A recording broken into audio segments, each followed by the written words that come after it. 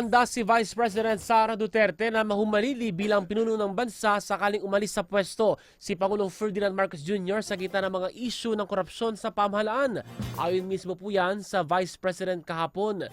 Ang karagdagang detalye sa report ni Daniel Salayo. Daniel? Yes, Ace, gaya nga ng iyong nabanggit ayon kay Vice President Duterte, kumandidato muna siyang bise na nauunawaang siyang una sa pila ng papalit sa posisyon. Sinumpaan din muna niya ang pangalagaan ng konstitusyon, ngunit hindi na niya sakop ang iba pang paggawa dito na hindi niya na nakasaklawan.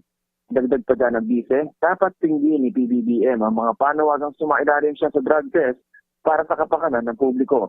Sasamahan niya rin umano si Marcos, kaya huwag itong mag-alala at matakot, lalo para naman ito umano sa bayan.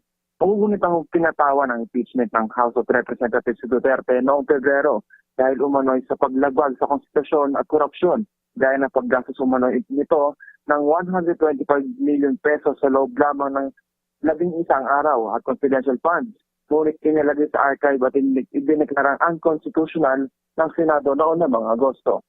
Daniel Salayo, Newslight.